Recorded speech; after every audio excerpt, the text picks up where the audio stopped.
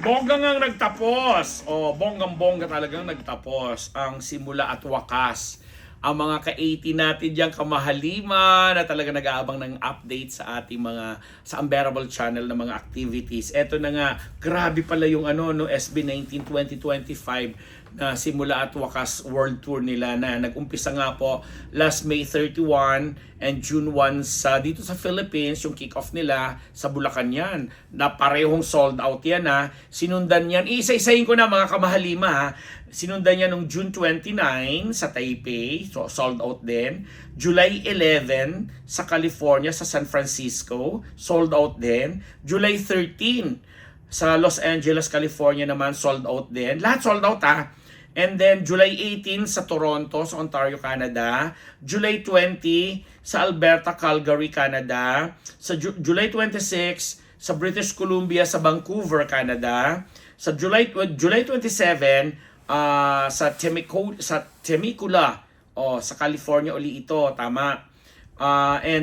Nung August 1 naman, napunta sila sa Honolulu, Hawaii. And then, nung August 24, nasa Singapore sila.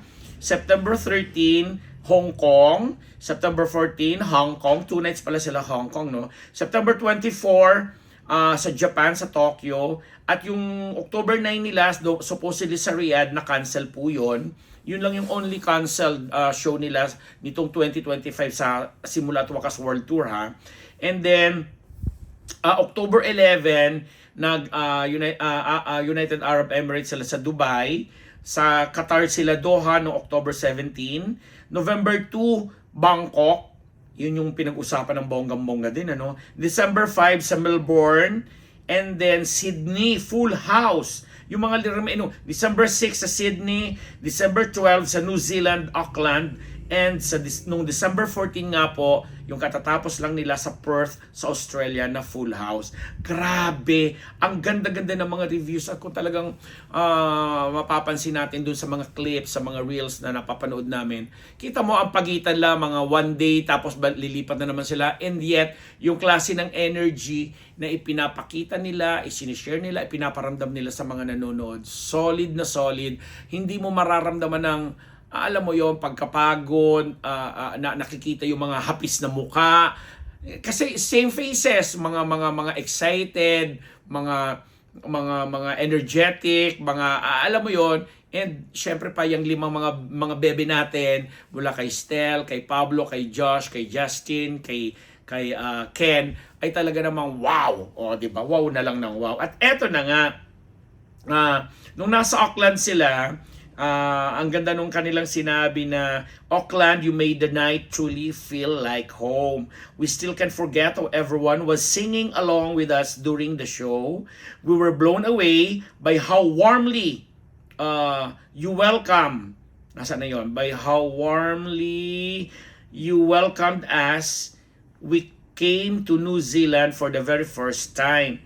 The way you showed up for us here will never be forgotten. Thank you for giving us so much love on our very first visit.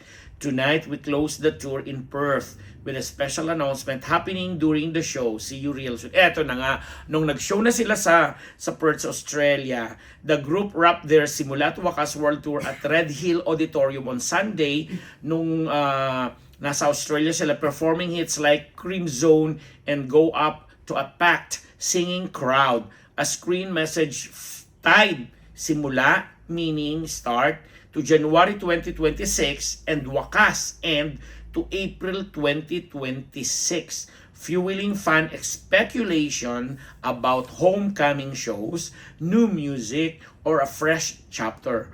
Heartfelt touches included Justin tying a young fan's shoelace at the band, declaring the stage their home zone after sold out stops from the Philippines to New Zealand. Ang bongga lang ng mga update na yan, ano? At syempre pa, lahat ng kamahaliman natin, lahat ng mga ka-80 natin ay masayang masaya, lalo pat may napulot nga tayong update din na syempre ngayong Christmas nandito sila sa bansa at may mga kanya-kanya naman sila mga responsibilities sa kanilang mga ka-family, pero sinigurado nila na ang bawat isa daw po sa kanila ay talagang kunwari bawat isang member makiki-Christmas o doon sa pamilya ng bawat isa. So, ang saya lang siguro kasi makikita natin, nagkaroon sila ng mga extended family sa bawat isa and tanggap. Alam mo lang, kung kunwari pamilya ni Stel, tinanggap ang lahat, yung 4 na members ng SB19 bilang mga anak na din nila at kapamilya din nila. Ang saya-saya lang. Kahit yung mga fans, may nakapagsabi pa sa amin na may mga bago mag-Christmas kasi nasa bansa sila ngayon as we vlog this, may mga activities silang ginagawa, mga outreach programs, mga charitable Christmas engagement nila na nagbibigay din sila, nag-share din sila sa kanilang mga tagahanga. And I'm sure naman mapapublicize yan sa mga mahihilig at saka dun sa mga tao talaga namang, although sabi nga nung kausap natin, hindi naman lang kailangan i-announce pa yan or what, kasi ever since ginagawa nila yan at very consistent sila sa pagiging mabuting mga members ng ating society. Kasi this year 2025 ay talaga namang nakita natin na hindi lang sa Philippines talaga pinag-usapan, kinilala, nabigyan ng mga parangal, nakakuha ng mga maraming mga awards individually and as a group, ang bawat isa sa kanila.